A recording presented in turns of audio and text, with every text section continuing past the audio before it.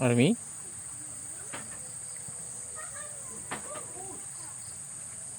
Kumusta ka, Army, dyan? Nag-iisa ka lang? Ha? Ginagawa mo dyan?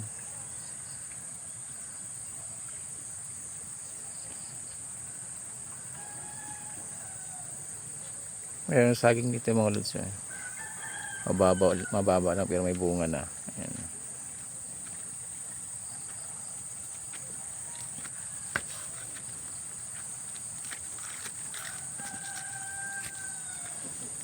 Ayan. Mababa lang siya pero may bunga. Ngayon lang siya kababa mga lods. Pero ayan yung bunga niya. Ayan.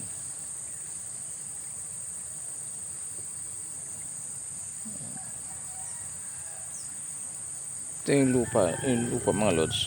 Ito nakatiwangwang yung lupa kasi nga ayan o. Ang nangyari kasi dito mga lods, kaya hindi mapataniman itong ng palay itong lupa na ito dahil sa ang murang-mura yung palay mga lods. Magkano ang palay daw dito? Bilihin ng palay sa 1 kilo 12 pesos. Ayan mga lods, no. Ito yung nangyari sa mga farmers natin mga lods.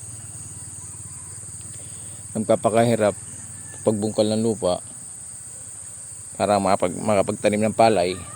So doon tayo nahihirapan mga lods, no. Ayan, ang mahal lang pag ano pa lang kumbaga mag-ano ka pala ng lupa, magbubungkal. Tapos siyempre magpapatubig ka.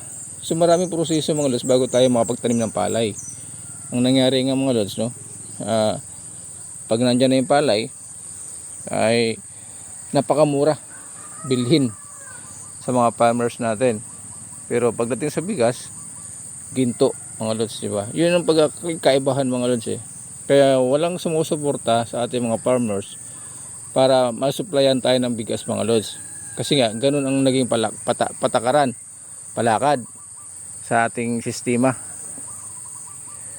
Yung mga farmers nagpakahirap para magkaroon tayo ng pagkain sa araw-araw. Pero ginigipit.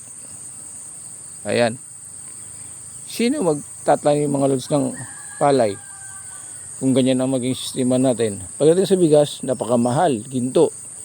Pero pagkapalay pa lang, halos ayaw na bilhin mga lods. Parang gusto, hingiin na lang. Yan yung nangyari mga lods Kaya siyempre, sino nga naman magtatanim ng palay mga lods? Ang laki-laki ng gastos. Magpapatanim ng palay. Ayan, maraming proseso. Pagkatapos, pagka nandiyan na yung palay, babaratin naman tayo mga lods. No, halos ayaw ng bilhin, gusto hingiin na lang. Kaya sana tingnan din ng siyempre katulad yung mga senador natin, mga congressman, dapat pag-aralan din nila paano ba makasurvive tayo mga Pilipino kung ganito ang maging sistema natin.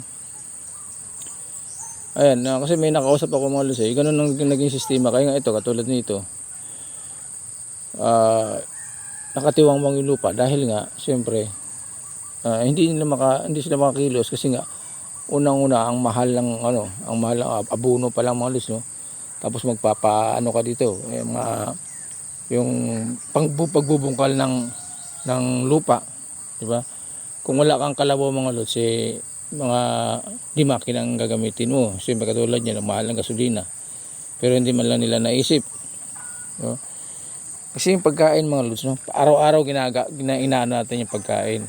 So paano natin masusuportahan ng mga Pilipino kung ganito maging sistema mga lods, no? Pagpapatanim pa lang pinahirapan nila mga farmers. Paano tayo? Yung mga pataas ang pataas bilihin natin, pero pagdating sa ganitong mga lods halos ayaw na nilang bilhin. Kung maaari nga lang ihingiin na lang nila para hindi sila gumastos. Pero pag nagbenta bigas na mga lods at bininta, kala mo ginto. Di ba? Yun ang pagkakaibahan mga lods. Kaya talagang mangyari sa atin, mga Pilipino, hindi natin alam mga lods kung ano na mangyari sa atin. Kasi nga mangyari, hindi na tayo magtatanim, mag-aangkat na lang tayo. So kawawa tayo mga farmers mga lods, no? Tayo mga Pilipino na mahihirap. Ayan. Paano kung wala na tayong taniman mga lods? Saan tayo ngayon?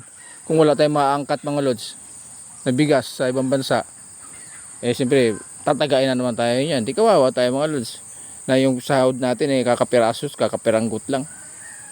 Hindi naman tumataas yung sahod natin, pero yung bilihin pataas ang pataas. Lahat tumataas. So yan mga lods, no?